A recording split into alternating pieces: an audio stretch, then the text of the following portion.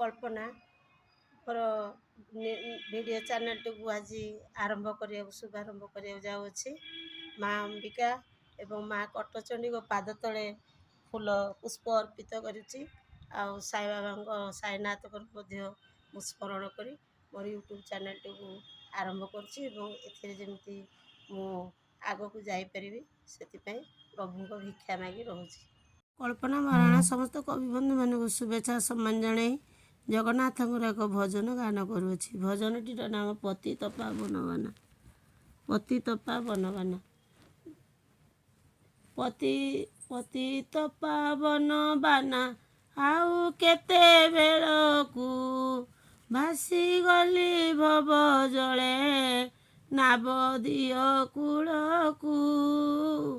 ପତିତ ପାବନ ବାନା ଆଉ କେତେବେଳକୁ ରୂପିବାର ବୃକ୍ଷ ଗୋଟି କାଟୁଅଛ ମୂଳକୁ।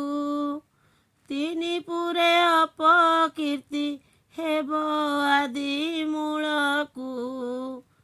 ଦୂରେ ଥାଇ ଡାକ ଦେଲେ ଡେରି ଥାଅ କର୍ଣ୍ଣକୁ। ନିକଟରେ ନ ଶୁଣିଲ ମକର୍ମ ଅବଳକୁ।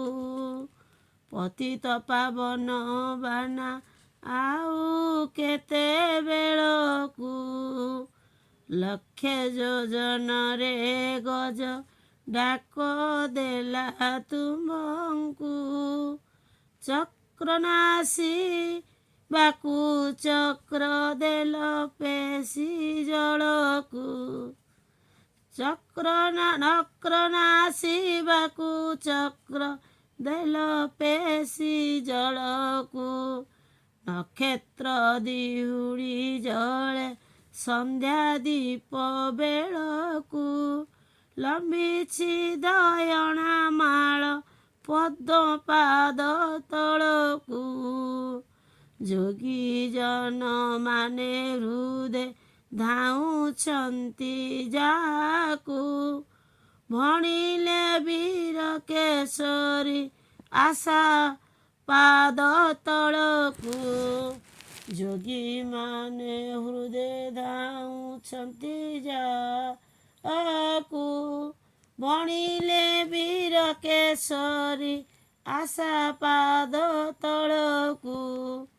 ପତିତ ପାବନ ବାନା ଆଉ କେତେବେଳକୁ। ଭାସିଗଲି ଭବ ଜଳେ ନାବଦିଅ କୂଳକୁ। ଭାସିଗଲି ଭବ ଜଳେ ନାବଦିଅ କୂଳକୁ। ଜୟ ଜଗନ୍ନାଥ। ଓମ୍ ଜୟ ଜଗନ୍ନାଥ।